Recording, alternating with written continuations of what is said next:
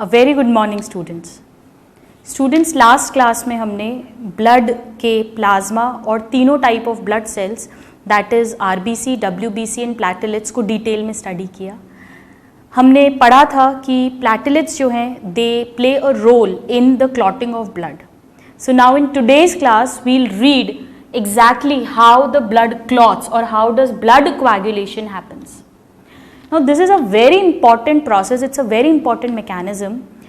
जब भी हमारे कोई कट लगता है, कोई इंजरी होती है, तो हमारी ब्लीडिंग जो है वो स्टार्ट हो जाती है। The blood starts flowing outside the body.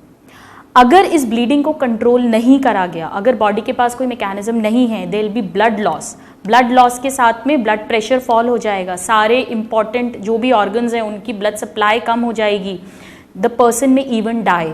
So it is very important that body should have some kind of natural mechanism with which this bleeding can be stopped, and that process is known as blood coagulation or blood clotting. It is one and the same thing. Now how does this happen? Student इसकी बहुत सारी अलग अलग theories थी, बहुत अलग अलग factors present होते हैं कुछ प्लाज्मा में, and some are released from the platelets and they together work in a cascade mechanism, in a series wise mechanism, जिससे फिर फाइनली ब्लड क्लॉट होता है। तो ब्लड कोएगुलेशन में जो इंटरनेशनल यूनियन है ऑफ ब्लड क्लॉटिंग है, उसने 1954 में 13 ब्लड क्लॉटिंग फैक्टर्स आइडेंटिफाई करे, जिनके नाम हमें सीरियल ऑर्डर में लर्न होने चाहिए, और फिर हम पढ़ेंगे कि कैसे exactly blood clotting happens. So blood coagulation में the first point is that it occurs because of a series of reaction which takes place due to the presence of blood clotting factors in the body.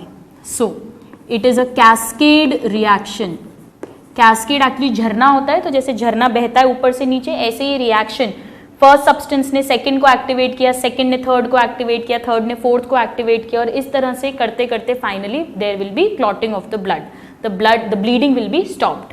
So it is a cascade mechanism or a cascade reaction involving 13 clotting factors. इन सबको मिलाकर कहते हैं clotting factors. 1954 में international union for blood coagulation ने ये factors को identify किया था, 13 clotting factors, and it is a cascade mechanism. सबसे पहले हमें ये 13 क्लॉटिंग फैक्टर्स के नाम सीरियल ऑर्डर में लर्न होने चाहिए, तो आइए हम इनको लिख लेते हैं. पहले इन फैक्टर्स के जो नाम होते हैं और नंबर जो होता है, फैक्टर नंबर 1, 2, 3, 4, ये हमेशा रोमन लेटर में लिखा जाता है. So let us write down factor 1. It will always be written like this, normal 1 नहीं लिखते हैं. Factor 1 is fibrinogen. फाइब्रिनोजन आपको याद आ रहा है students? It is a plasma protein जो लिवर में सिंथेसाइज होता है, synthesized in liver, largest plasma protein. हमने कहा भी था, तब लिखा था कि it helps in blood clotting. So this is factor number 1. Let us write down factor number 2. Factor 2. Factor 2 है students another plasma protein that is prothrombin. So fibrinogen and prothrombin, factor number 1 and 2, this is also synthesized in liver, हमने पढ़ा था. Now factor number 3. Factor 3. Factor number 3 जो है it is thromboplastin. ये आपको याद आ रहा है, जब हमने प्लेटलेट पढ़ा था तो वहाँ पे हमने लिखा था कि platelets produce thromboplastin which initiates the process of blood coagulation. हम देखेंगे कैसे इनिशिएट करेगा, बट एक्चुअली ये जो थ्रोम्बोप्लास्टिन होता है ये प्लेटलेट से भी रिलीज होता है, प्लस इंजर्ड टिश्यू से भी रिलीज होता है. So this is also called tissue factor because it is release from injured tissue as well as it is release from injured platelets. तो हम यहाँ लिख देते हैं that it is released from injured, normal नहीं, injured platelets and injured tissue, दोनों से ही ये सब्सटेंस प्रोड्यूस होता है. All right, injured tissue and injured platelets, thromboplastin और tissue factor. This is factor number 3. Now let's read factor number 4.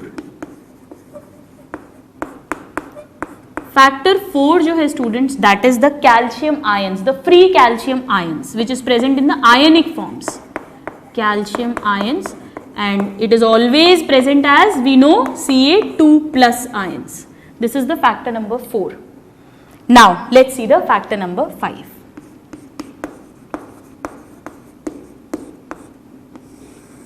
Factor 5 जो है students, it is called proactylin और labile factor. ये नाम आपको लर्न होने चाहिए. तो इट इज labile factor और proactylin. Now factor number 6.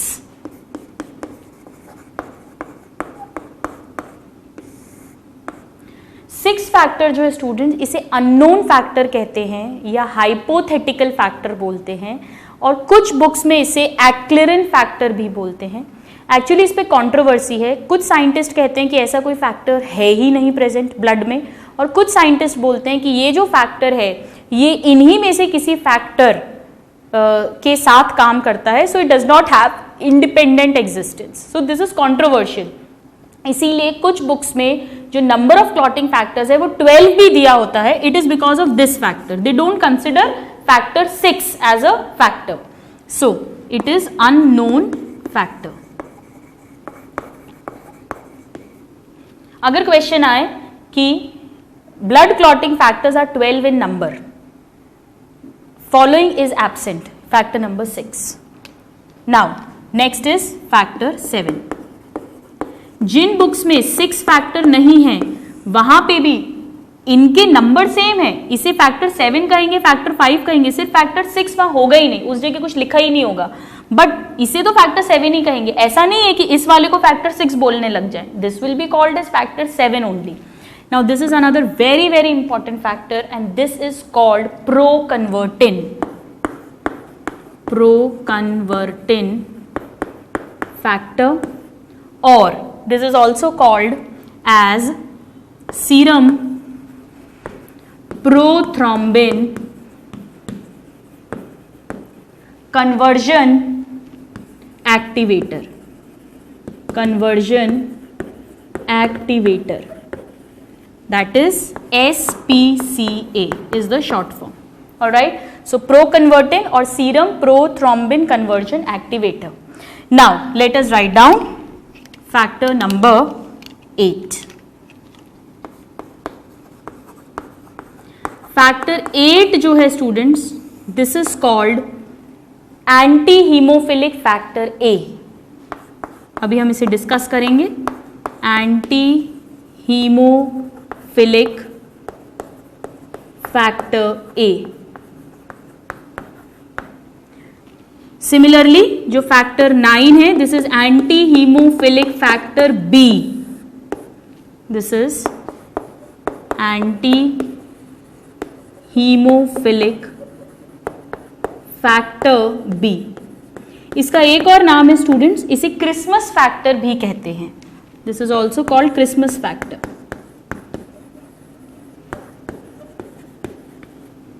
Now let's see factor number 10.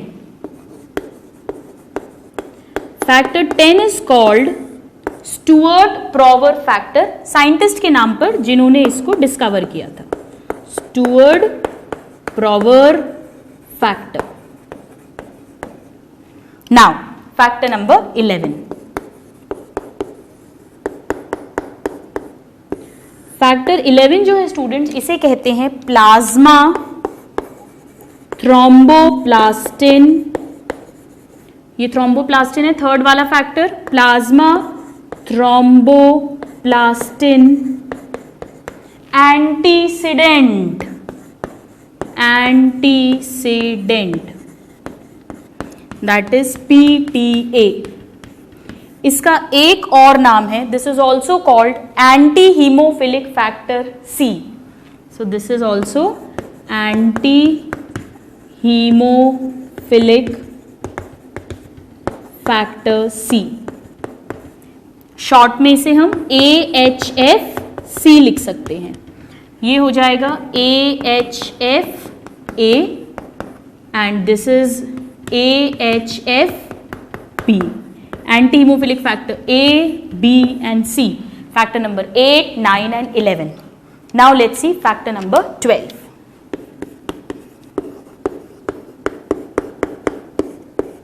Factor number 12 is called Hageman factor or surface factor. Hageman or surface factor. And now coming to the last but not the least, very important, factor number 13, and that is called fibrin stabilizing factor. Fibrin stabilising factor, इसका एक और नाम है students, this is also called scientist के नाम पे Laki Lorand factor. So Laki Lorand factor. Now ये जो फैक्टर्स हैं ये आपको सीरियल ऑर्डर में लर्न होना चाहिए। दो तरह से क्वेश्चंस आते हैं, या तो डायरेक्ट क्वेश्चन आएगा फैक्टर नंबर 8 इज, और ये इनमें से कोई भी ऑप्शन होगा जिसमें से एक होगा एंटी हीमोफिलिक फैक्टर A। इस तरह से क्वेश्चन पूछते हैं। सेकंड टाइप तरीका जो है, second type of question is Stuart Prower factor is factor number 7, factor number 11, factor number 10, so the answer will be factor number 10। So they can ask the question both wise. Now और किस तरह से question आता है, ये जो anti haemophilic factor A है students, इससे हीमोफीलिया डिजीज होती है। अगर आपने सुना हो, जो ब्रिटेन की रॉयल फैमिली है वहां पे जो उनके सन्स होते थे, इट्स अ जेनेटिक डिजीज। ये X क्रोमोसोम के थ्रू ट्रांसमिट होती है।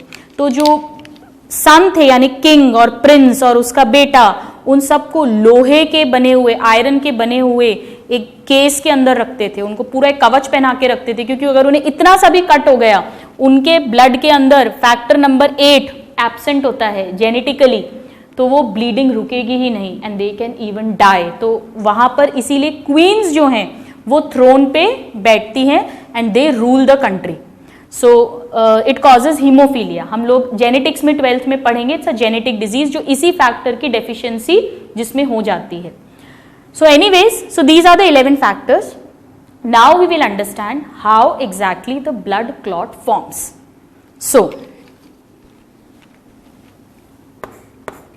mechanism of blood clotting. Blood clotting और blood coagulation एक ही बात है। स्टूडेंट्स, इसको समझने के पहले हमें 3 टर्म समझने हैं जिस पे क्वेश्चन भी आता है। The first term is clot और कोएगुलम। कोएगुलम ये क्या होता है?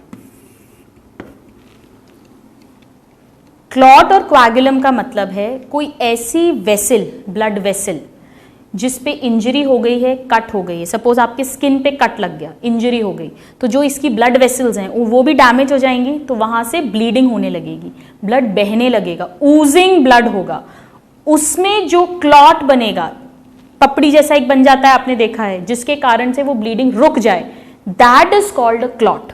सो what is a कोएगुलम? It is a clot in blood, in oozing blood vessel, clot formed in oozing blood vessel, जो कट लग चुका है जिस ब्लड वेसल में और उसमें से ब्लड बह रहा है, that kind of a substance is called coagulum. Now, अगर ये क्लॉट स्किन के नीचे बना है, under the skin, then it is called purpura, जैसा कि डेंगू में होता है।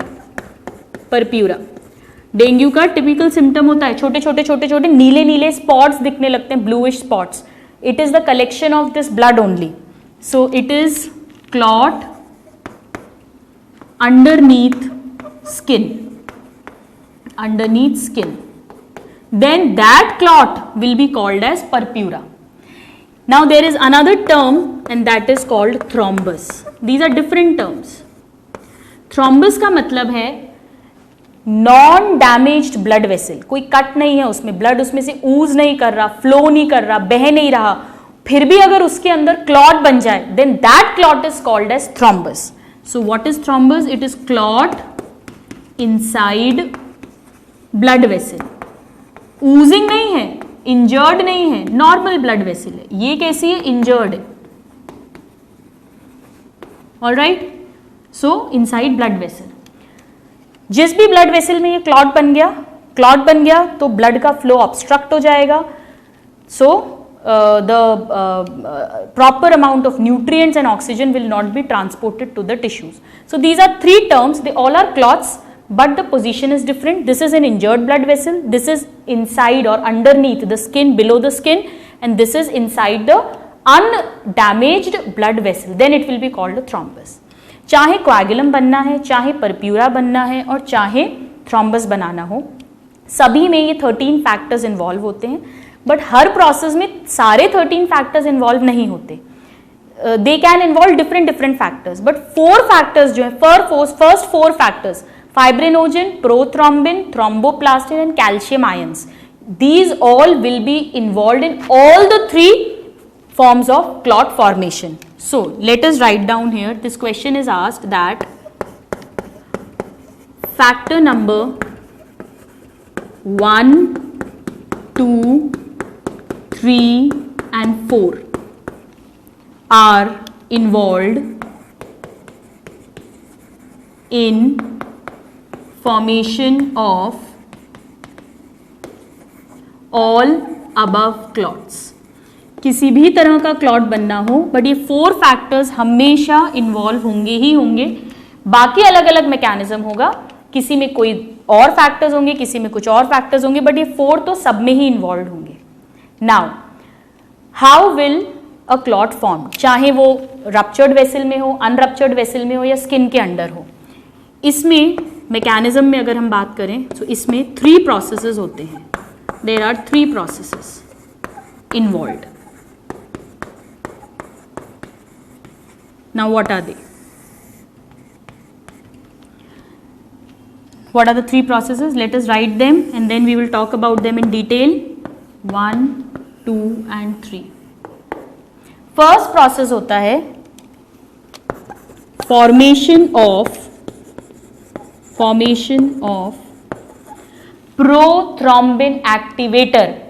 एक ऐसा सब्सटेंस जो प्रोथ्रोम्बिन को, एक्चुअली स्टूडेंट्स ये जितने भी क्लॉटिंग फैक्टर्स हैं, ये नॉर्मली जब इंजरी नहीं हुई है, ब्लीडिंग नहीं हो रही है, तब हमारी बॉडी में प्लाज्मा में इनएक्टिव फॉर्म में प्रेजेंट होते हैं. अगर ये एक्टिव फॉर्म में प्रेजेंट होते तो हमारा ब्लड तो लिक्विड फॉर्म में रह ही नहीं पाता, ये तो लगातार क्लॉट करते जाते ब्लड को. तो ये इनएक्टिव फॉर्म में प्रेजेंट होते हैं और जब ब्लीडिंग होती है तब ये एक्टिव फॉर्म में वर्क करते हैं. So first is the formation of prothrombin activator. हमें एक ऐसा सब्सटेंस बनाना है सबसे पहले जो प्रोथ्रोम्बिन फैक्टर नंबर 2 को एक्टिवेट कर दे. Prothrombin activator. फिर क्या करेंगे, जब ये प्रोथ्रोम्बिन एक्टिवेटर प्रोड्यूस होगा, then it will convert. The second step is conversion of prothrombin जो इनएक्टिव पड़ा हुआ है प्लाज्मा में, it's a plasma protein. Conversion of inactive prothrombin into thrombin. This will be the second step. Prothrombin को thrombin में convert कर देगा ये activator. और जो thrombin है वो क्या करेगा, वो fibrinogen को convert करेगा fibrin में. So this is the third step. How will it happen? We will talk.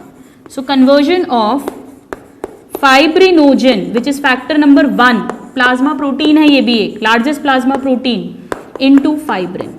और फिर इस फाइब्रिन से क्लॉट बनेगा. कैसे बनेगा वो अभी हम थोड़ी देर में पढ़ते हैं. Alright, so these are the 3 processes involve. सबसे पहले प्रोथ्रोम्बिन एक्टिवेटर बनाना है.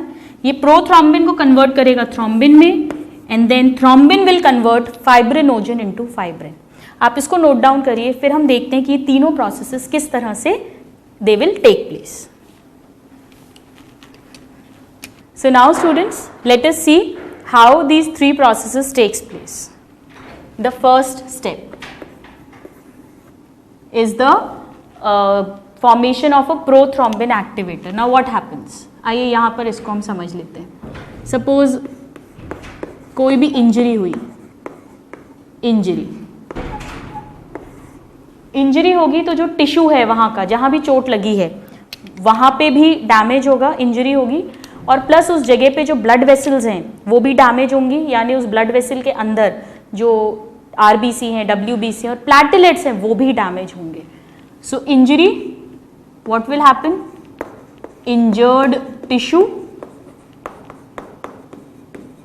And injured plasma, sorry platelets, injured platelets. Now हमने अभी पढ़ा था कि जो फैक्टर नंबर 3 है, थ्रोम्बोप्लास्टिन, जिसे टिश्यू फैक्टर भी बोलते हैं, वो इंजर्ड प्लेटलेट्स भी रिलीज करते हैं और इंजर्ड टिश्यू भी रिलीज करता है. So injured tissue and injured platelets will release factor number 3, that is thromboplastin.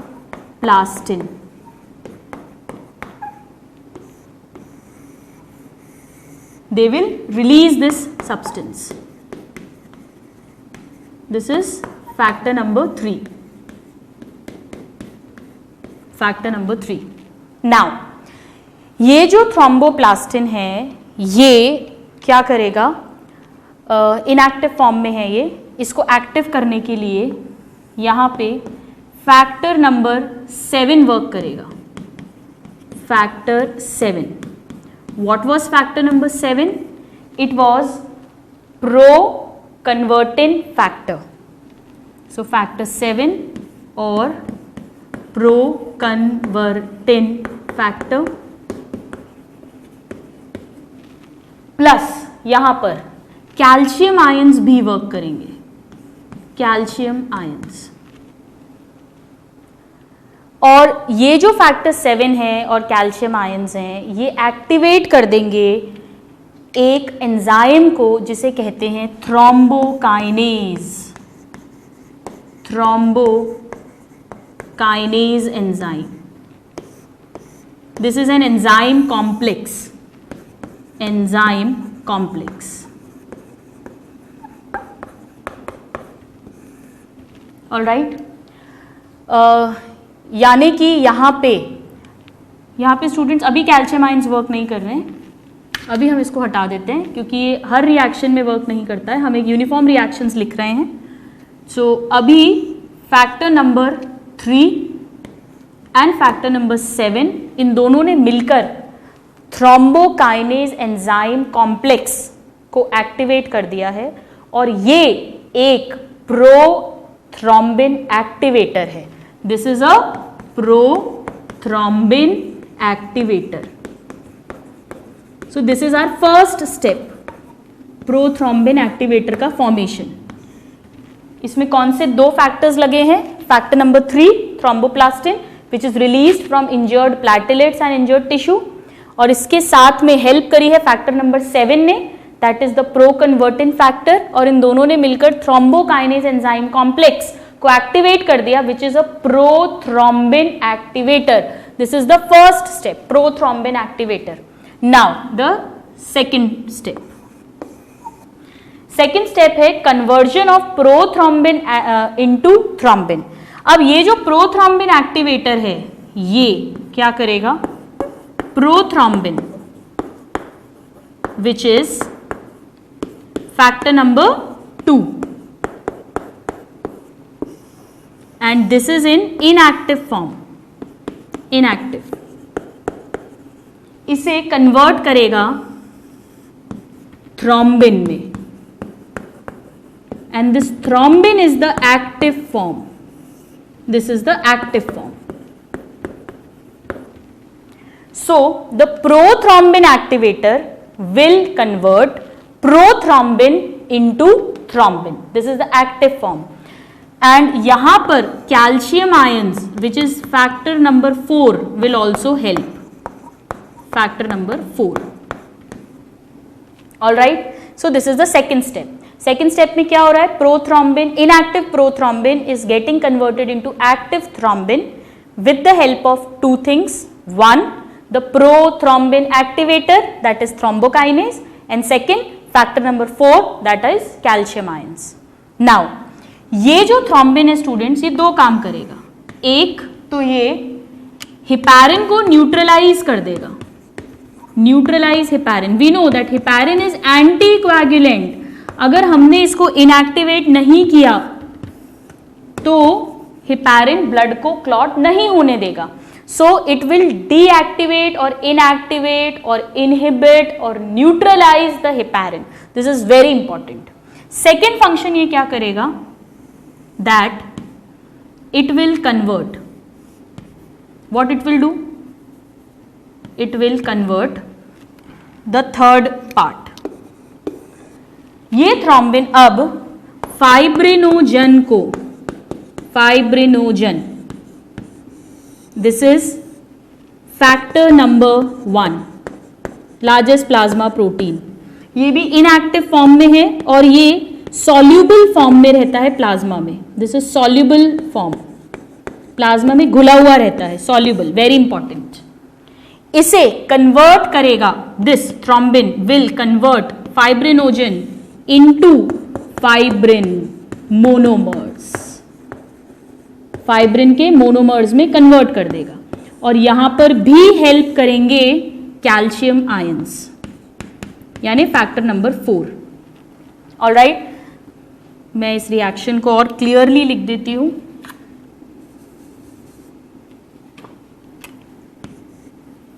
This will convert fibrinogen into fibrin monomers.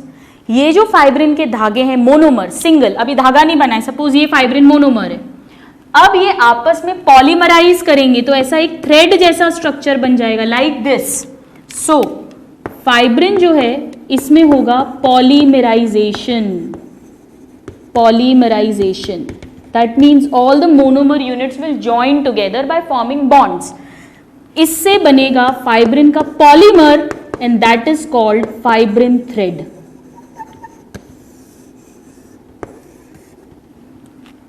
ये जो फाइब्रिन है मोनोमर्स, ये इनसॉल्यूबल है. This is insoluble in plasma. This is insoluble in plasma. Monomer insoluble है तो जो fibrin का thread बन रहा है, धागा बन रहा है, वो भी क्या होगा, इनसॉल्यूबल ही होगा. इस स्टेप में हेल्प करता है फैक्टर नंबर 13. फैक्टर 13 का नाम था fibrin stabilising factor. So it is stabilizing the fibrin. ये फाइब्रिन मोनोमर्स को फाइब्रिन पॉलीमर में कन्वर्ट कर रहा है. और ये जो फाइब्रिन के थ्रेड्स हैं स्टूडेंट्स, ये इस तरह से एक नेटवर्क बना लेंगे, एक जाल बना लेंगे, लाइक दिस. प्लाज्मा में ये इनसॉल्यूबल है, alright. So they will form mesh or net,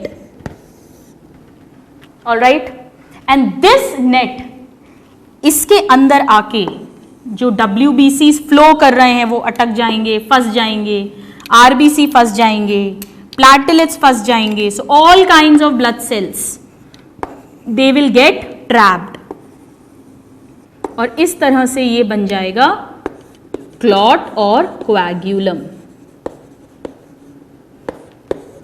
और क्लॉट.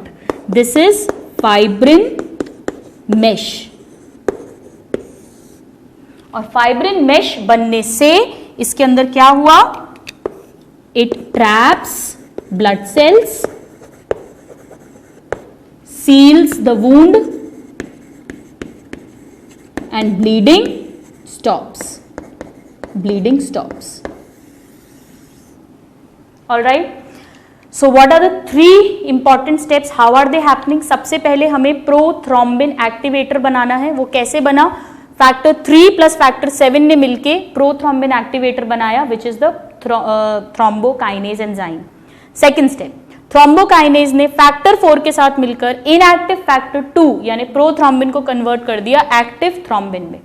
इस थ्रोम्बिन ने 2 काम किए. एक तो इसने एंटीकोएगुलेंट हिपैरिन को न्यूट्रलाइज कर दिया और दूसरा इसने जो फैक्टर 1 है जो प्लाज्मा में सॉल्यूबल है, इसे कन्वर्ट कर दिया with the help of factor 4 that is calcium ions. into fibrin monomers and they are insoluble in plasma. Factor 13 ने इनको पॉलीमराइज करके इनके थ्रेड्स बना दिए, दैट इज फाइब्रिन थ्रेड्स, और इन फाइब्रिन थ्रेड्स ने मिलकर एक मेश बना दिया, एक जाल बना दिया, और इस मेश में ट्रैप हो गए सारे ब्लड सेल्स, जिससे कि वो जो स्पेस था जहां से कि ब्लीडिंग हो रही थी, कट था, वो वुंड सील हो गया और ब्लीडिंग स्टॉप हो गई. सो this is how the blood clotting actually happens.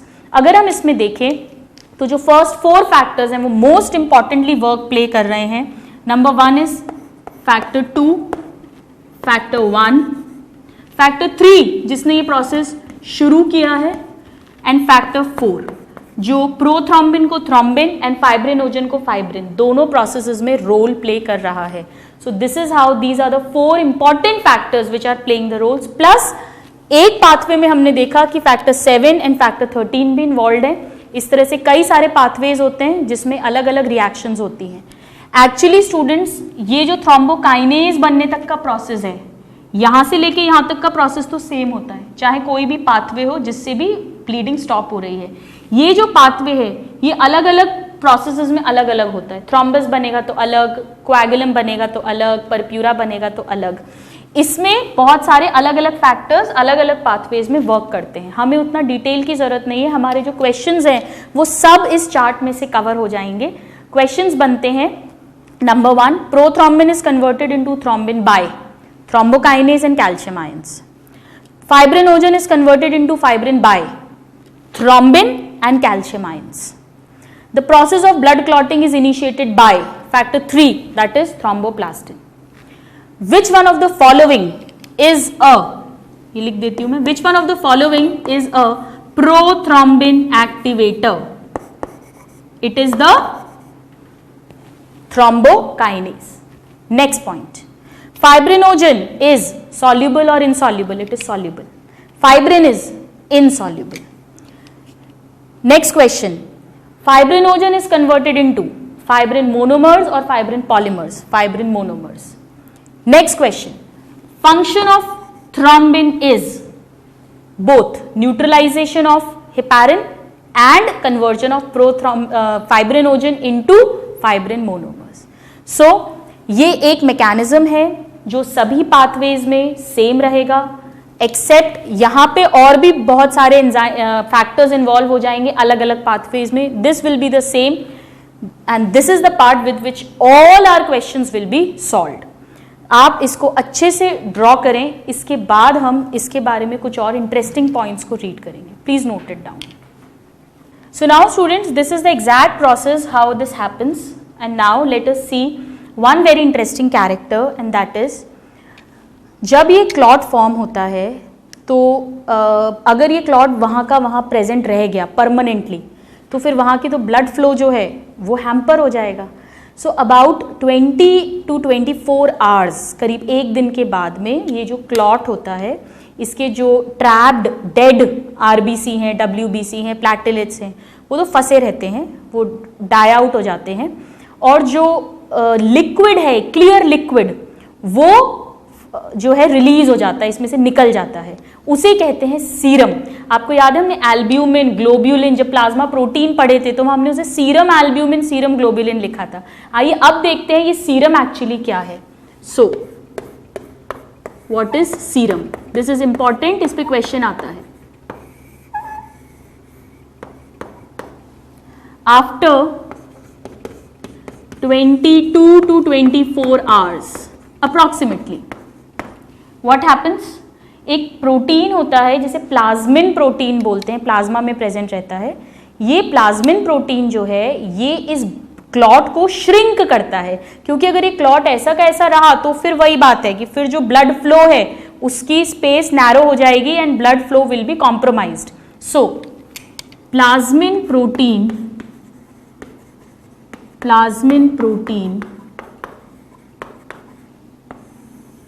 Shrinks the clot. और कैसे श्रिंक करेगा? जो फाइब्रिन के थ्रेड्स हैं उनको श्रिंक कर देगा. So it shrinks the clot. और क्लॉट किसका बना हुआ है? फाइब्रिन थ्रेड्स का, फाइब्रिन का. So it shrinks the clot. Alright. And जब ये श्रिंक होगा, बाकी सब तो डेड है, आरबीसी, डब्ल्यूबीसी, प्लेटलेट्स, तो क्या निकलेगा इसमें से जब आप इसको निचोड़ेंगे, इसको श्रिंक करेंगे? And a clear pale yellow straw coloured, pale yellow coloured fluid is secreted. एक आपने इसको निचोड़ दिया, सारे डेड सेल्स तो खत्म हो गए, जो लिक्विड निकला कौन से कलर का? Straw coloured, pale yellow coloured fluid, that is known as serum. Now very interesting point, serum जो है अगर हम देखें कि ये किसका बना हुआ है, इसमें WBC, RBC, प्लेटलेट होंगे क्या? नहीं होंगे, क्योंकि वो तो डेड है ऑलरेडी। जो फ्लूइड लिक्विड निकल रहा है वो सीरम बना रहा है, यानी कि इसमें ब्लड सेल्स नहीं होंगे। So this is equal to blood minus blood cells, RBC, WBC, platelets, alright, minus. और इसमें क्या नहीं है? इसमें फाइब्रिनोजन नहीं है। ब्लड में से ब्लड सेल्स माइनस किया तो ये क्या बन गया? प्लाज्मा, क्योंकि ब्लड क्या है? प्लाज्मा प्लस ब्लड सेल्स, तो ब्लड में से ब्लड सेल्स माइनस किए तो प्लाज्मा। लेकिन इस प्लाज्मा, ये ऐसा प्लाज्मा है जिसमें से जो क्लॉटिंग फैक्टर्स हैं, फाइब्रिनोजन, प्रोथ्रोम्बिन, वो भी क्या हो चुके हैं? रिमूव हो चुके हैं, क्योंकि वो तो यूज अप हो गए ना। वही तो फाइब्रिन, उसी फाइब्रिनोजन ने ही तो फाइब्रिन बनाया था, और वो फाइब्रिन के धागे तो श्रिंक हो गए हैं। हम तो सिर्फ लिक्विड की बात कर रहे हैं, यानी इसमें से फाइब्रिनोजन भी जा चुका है। सो सीरम के अंदर फाइब्रिनोजन भी नहीं है, it is plasma minus fibrinogen. ये दोनों रिएक्शंस पे क्वेश्चंस पूछे जाते हैं। What is serum? Serum is equal to blood, जिसमें से सारे सेल्स हट चुके हैं क्योंकि वो सब डेड थे, प्लस जो फाइब्रिनोजन था जिसने फाइब्रिन के थ्रेड्स बनाए थे, वो थ्रेड्स भी श्रिंक हो गए हैं, यानी फाइब्रिनोजन नहीं है। So you can say that it is blood minus blood cell minus fibrinogen, और plasma minus fibrinogen. This is very important, क्योंकि सीरम में फाइब्रिनोजन नहीं है। क्या सीरम क्लॉट कर सकता है? Serum cannot clot, it can't clot. Why? Because no fibrinogen is there। और अभी अभी हमने देखा कि ब्लड क्लॉटिंग का जो लास्ट प्रोसेस है उसमें फाइब्रिनोजन फाइब्रिन में कन्वर्ट होता है, इसमें फाइब्रिनोजन है ही नहीं, तो लास्ट प्रोसेस होगा ही नहीं, तो क्लॉट कभी बन ही नहीं सकता, यानी कि सीरम कभी भी क्लॉट नहीं होता। इसका क्या इंपॉर्टेंस है स्टूडेंट्स? जब हम कोई ब्लड टेस्ट कराते हैं और lab person comes and he takes our blood through a syringe, अगर वो ब्लड को सीरम में कन्वर्ट नहीं करें तो स्टडी नहीं कर पाएंगे, क्योंकि ब्लड तो क्लॉट कर जाएगा, और क्लॉट कर जाएगा तो उसके अंदर फिर आप जो नॉर्मल आरबीसी काउंट है, डब्ल्यूबीसी काउंट है, प्लेटलेट काउंट है, वो सब आप कैसे स्टडी करोगे? तो उस ब्लड को पहले सीरम में कन्वर्ट किया जाता है ताकि वो क्लॉट नहीं हो, और फिर उसको स्टडी किया जाता है। So this is a very important question जो कई बार पूछा गया है, that the difference between blood and serum is blood can clot because it has fibrinogen in the plasma, whereas serum cannot clot because there is no fibrinogen. Serum is formed as a liquid by the shrinkage of the clot. All right, so this is a very very important point. Now students, clotting से ही related हम एक और important term पढ़ेंगे, and that is anticoagulants. What are these? Anticoagulants.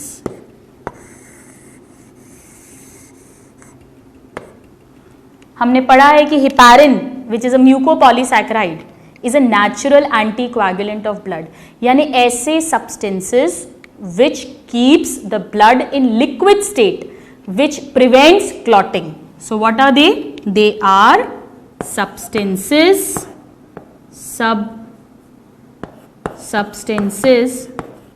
which prevents clotting, blood clotting, which prevents blood clotting.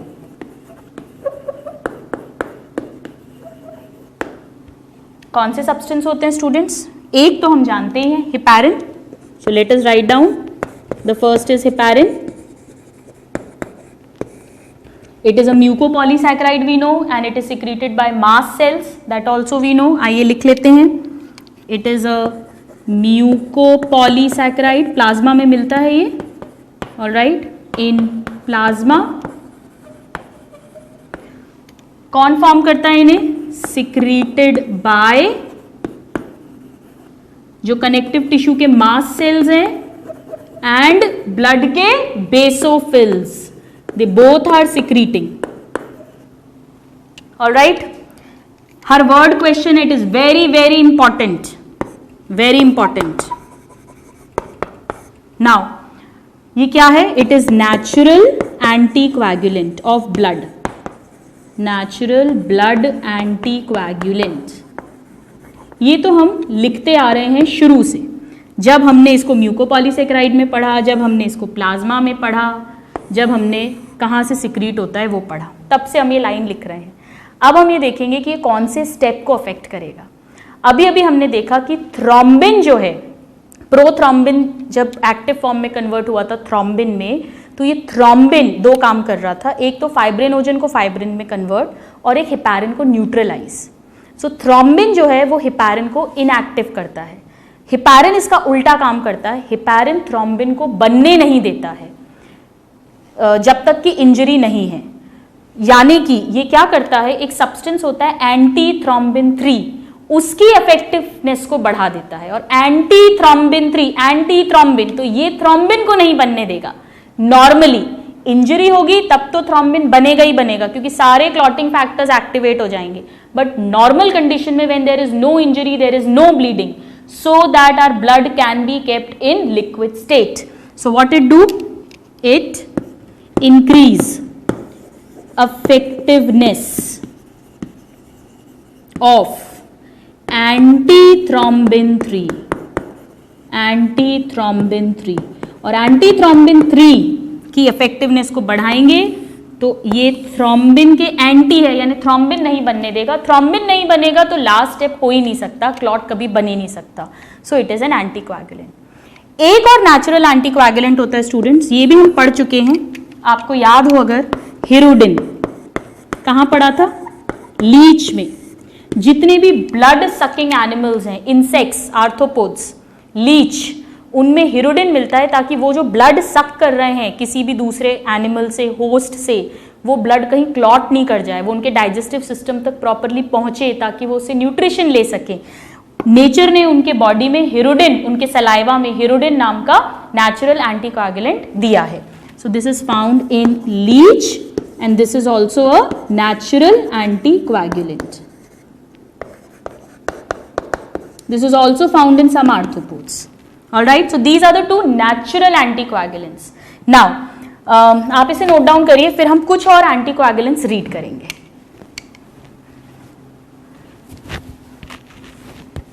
So now students, these are the two natural anticoagulants. Let's read few more. The third anticoagulant. Third anticoagulant is called warfarin.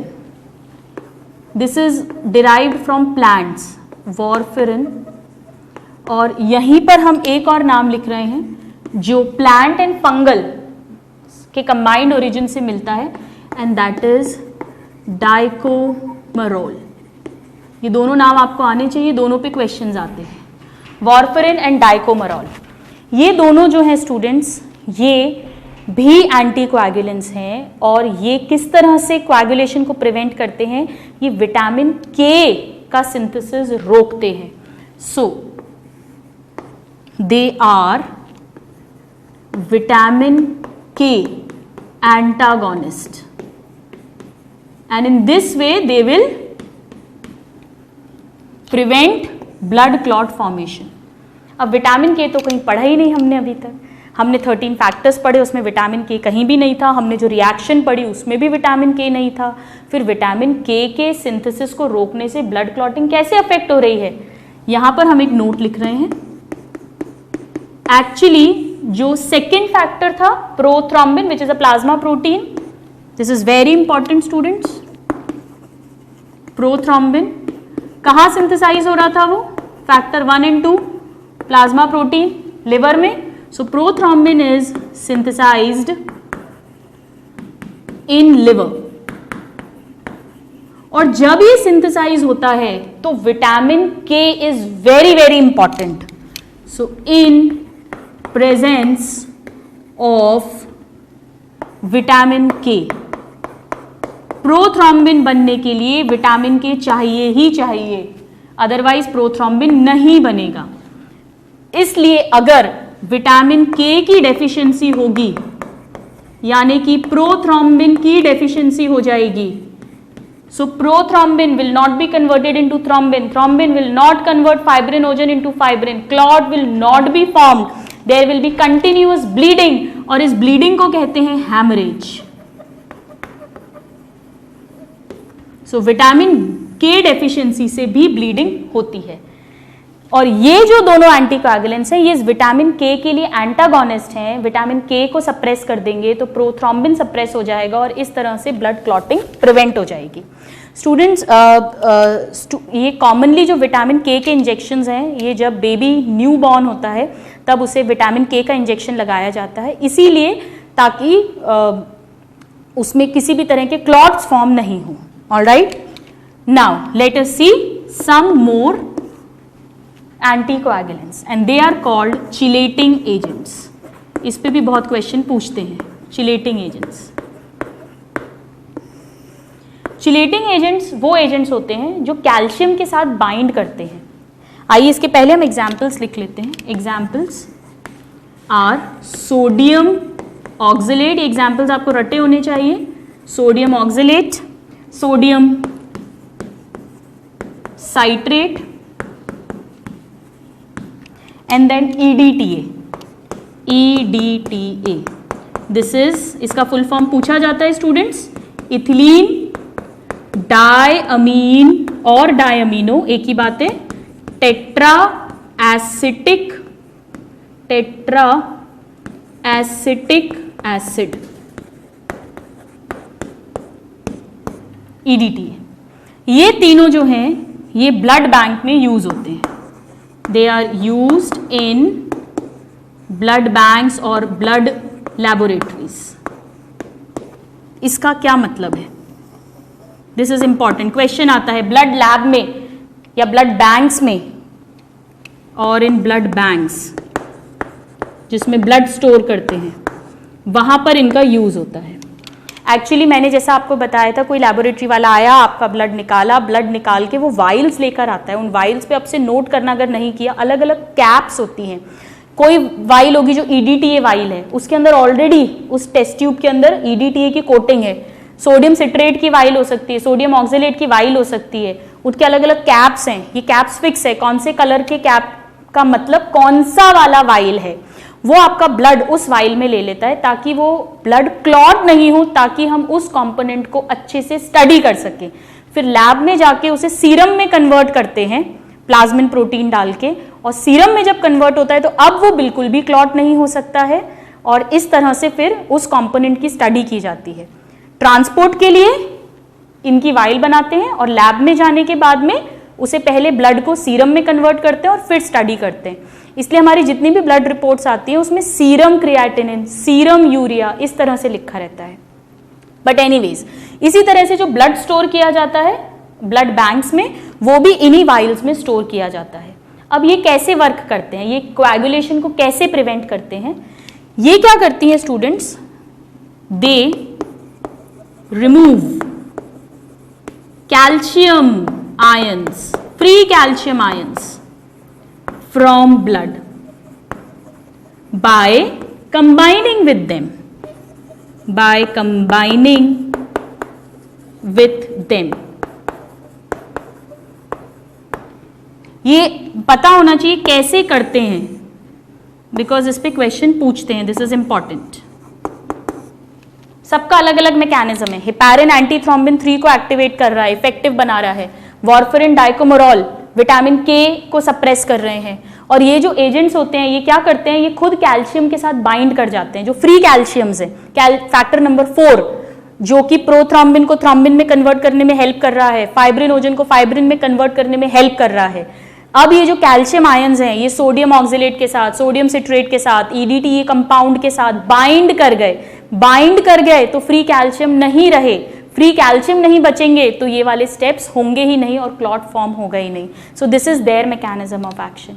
So these are some of the anticoagulants of blood which prevents the process of clotting so that clots are not formed. इस तरह से हमने blood clotting के factors पढ़े सबसे पहले, फिर blood clotting का 3 मेन स्टेप्स पढ़े. 3 स्टेप्स में होता है ये processes. That is the formation of prothrombin activator which is thrombokinase, conversion of prothrombin into thrombin and conversion of fibrinogen into fibrin. All right, and then we read about anticoagulants. आप इसको note down करिए और फिर हम second vascular connective tissue read करेंगे, that is the lymph. Please note it down. So now students, हमने blood को detail में पढ़ा. जो first type of vascular connective tissue है, मैं एक बार रिमाइंड कराती हूँ. वस्कुलर कनेक्टिव टिश्यू मतलब फ्लूइड कनेक्टिव टिश्यू जिसमें प्रोटीन फाइबर्स एब्सेंट है. ब्लड में हमने plasma, RBC, WBC, platelet and the process of blood clotting को डिटेल में स्टडी किया. Let's move on to the second vascular connective tissue and that is lymph.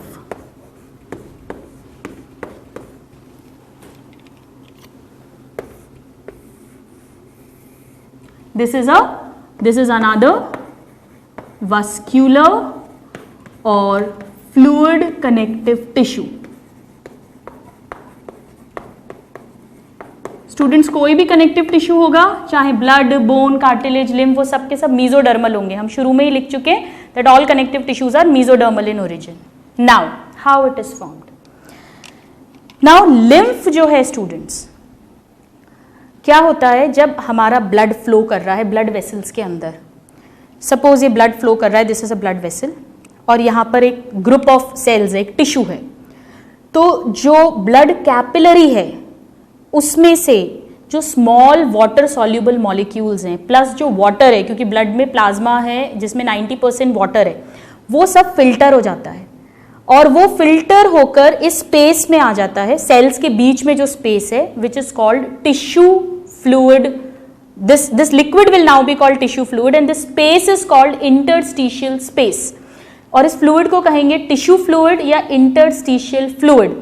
यानी blood capillary में से, blood artery थी, आर्टरी डिवाइड कर करके capillaries बनाएगी, कैपिलरीज में से water plus small water soluble molecules will be filtered and they will constitute the tissue fluid. इस टिश्यू फ्लूइड के थ्रू अब सब्सटेंसेस, गैसेस सेल के अंदर पहुंचेंगे और सेल जो अपने वेस्ट प्रोडक्ट्स हैं, CO2 है, उसे वापस इसी टिश्यू फ्लूइड में डालेगा और फिर ये टिश्यू फ्लूइड जो है ये ब्लड सिस्टम में वापस से इन एक्सक्रीटरी प्रोडक्ट्स को थ्रो करेगा. ये एक बेसिक सा मैकेनिज्म होता है. नाउ जब ये फिल्टर करेगा कैपिलरीज के थ्रू ब्लड, तो जो बड़े बड़े मॉलिक्यूल्स हैं जैसे RBC, platelets, they will not be able to filter out. जो मेन प्लाज्मा के प्रोटीन्स हैं वो कुछ तो फिल्टर हो जाएंगे पर सारे फिल्टर नहीं हो पाएंगे. कैल्शियम, फास्फोरस कुछ फिल्टर हो जाएगा बट सारा फिल्टर नहीं हो पाएगा. ग्लूकोज पूरा का पूरा आ जाएगा क्योंकि ग्लूकोज को सेल्स तक पहुंचना है. गैसेस सारी आ जाएंगी, they are water soluble, they will be passed out. क्योंकि आरबीसी नहीं आ रहा तो इसका कलर रेड नहीं होगा, it will be colourless. Number 1, it will have no RBC. This fluid will have no RBC, no platelets, less amount of plasma proteins, less amount of calcium, less amount of phosphorus, white or colorless in color. All right. ये जो tissue fluid है जब ये वापस blood में excretory products जो भी cell से इसके अंदर पास ऑन हुए उसे थ्रो करेगा, तब इसे लिम्फ कहते हैं. स्टूडेंट्स, ये बहुत बड़ा कंफ्यूजन होता है. कई बुक्स में टिश्यू फ्लूइड को ही लिम्फ कहा गया है, उसमें लिखा रहता है लिम्फ और टिश्यू फ्लूइड, बट एक्चुअली वो वाला टिश्यू फ्लूइड जो वापस से एक्सक्रीटरी वेस्ट जो उसको सेल से मिले हैं उसे ब्लड सर्कुलेशन में वापस लेके जा रहा है, सिर्फ वही टिश्यू फ्लूइड लिम्फ कहलाता है. जो सेल्स तक न्यूट्रिशन पहुंचा रहा है, that part of tissue fluid is not called lymph. So it should be very clear in our mind. All right. So now let us write down what is lymph. It is a vascular or it is a fluid connective tissue.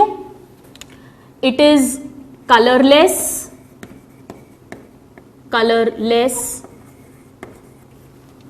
fluid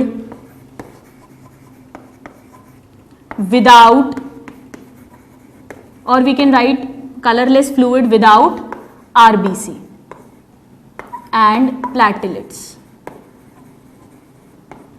RBC तो एक भी नहीं आएगा, platelets कुछ squeeze भी कर सकते हैं बट आरबीसी कभी भी नहीं होते हैं, तो इस पे बहुत क्वेश्चन पूछा जाता है.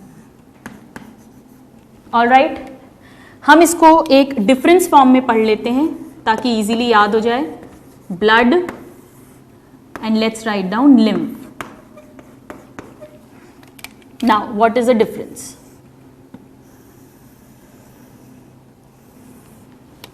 Blood is red in colour. First difference, red color. Why? Because they have RBC. RBC के अंदर हीमोग्लोबिन है, हीमोग्लोबिन के कारण यहाँ पे it is colorless. Why? Because there are no RBC. Second point, blood has platelets, whereas there are no platelets in lymph. They will not be able to filter out, no platelets. Then next, abundance of plasma proteins and calcium and phosphorus, whereas यहाँ पे almost half हो जाते हैं, almost half of plasma proteins, half almost calcium and phosphorus. This is the next point of difference. Now let us see few more differences between these two.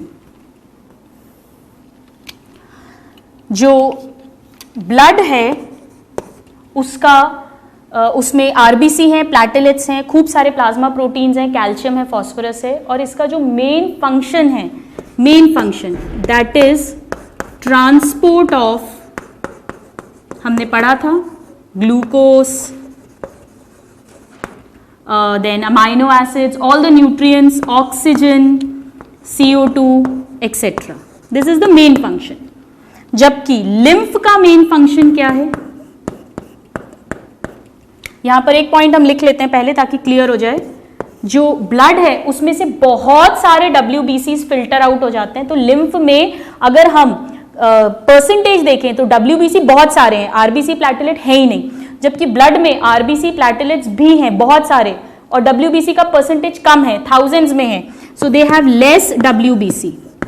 जबकि यहां पे they have more WBC.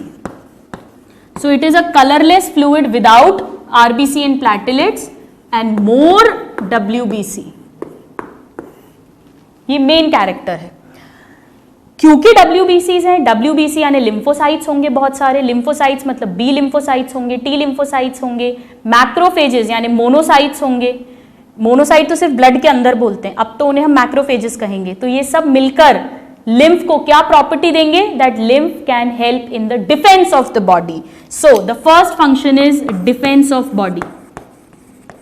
Defence of body. Why? Because there are all the WBCs present. Plus they also help in transport of. Oxygen का transport नहीं कर रहा, ये वो tissue fluid है जो सेल से, टिश्यू से जो वेस्ट मटेरियल है, CO2 waste material, excretory products, उनको लेकर जा रहा है ब्लड में. So transport of CO2 waste material etcetera. Alright, ये ग्लूकोज, ऑक्सीजन, CO2 सबका ट्रांसपोर्ट कर रहा है, ये मेनली CO2 वेस्ट मटेरियल का. Now there is one more difference, one more function, and that is the absorption and transportation of fat and fat soluble vitamins. Now this is very important students, इस पे बहुत बार question पूछा गया है.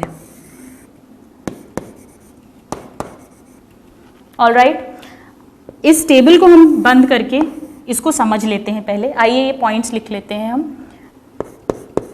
Actually कैसे ये help करता है स्टूडेंट्स, जो हमारी इंटेस्टीन होती है, इंटेस्टीन में विलाई होते हैं, विलाई के अंदर जो ब्लड की लिम्फ की कैपिलरीज होती हैं, they are called lacteals, alright. वो लैक्टियल्स जो फैट का एब्जॉर्प्शन है वो इन्हीं लिम्फ वेसल्स के थ्रू होता है और फिर ये उसको वीनस ब्लड में डाल देती हैं। So intestinal villi have lymph capillaries. Now this is very important, ये बहुत क्वेश्चन पूछा जाता है। लिम्फ कैपिलरीज जिसमें लिम्फ भरा हुआ है, known as lacteals, and they are responsible for the absorption of fat and fat soluble vitamins. यहां पे स्टूडेंट्स एक और बहुत इंपॉर्टेंट पॉइंट है, दैट जो लिम्फ है it acts like a middle man. ये क्वेश्चन पूछते हैं, like a middle man between, ये क्या कर रहा है, टिश्यू फ्लूइड को वापस वीनस ब्लड में डाल रहा है, यानी tissue fluid and venous blood के बीच में मिडिल मैन की तरह काम कर रहा है, कनेक्शन का काम कर रहा है। सो बिटवीन टिश्यू फ्लूइड, या टिश्यू फ्लूइड में कहां से चीजें आ रही हैं, टिश्यू से, सो टिश्यू एंड ब्लड। कौन सा वाला blood, venous blood. Arterial blood में ये कभी भी चीजों को नहीं डालेगा, alright. So students, it should be very clear in your mind that the tissue fluid which is transporting the substances back into the venous circulation is known as lymph. It is colorless, no RBC, no platelets, more number of WBCs. इस तरह से हमने आज की class में दोनों vascular connective tissue को complete किया। हमारा कनेक्टिव टिश्यू कंप्लीट हो चुका है स्टूडेंट्स, जिसमें हमने loose connective tissue, dense connective tissue and special connective tissue के टाइप्स को डिटेल में रीड किया। आप इसे अच्छे से लर्न करिए। नेक्स्ट क्लास में we will begin with the third type of animal tissue and that is the muscular tissue. Till then, a happy learning and have a good day. Thank you.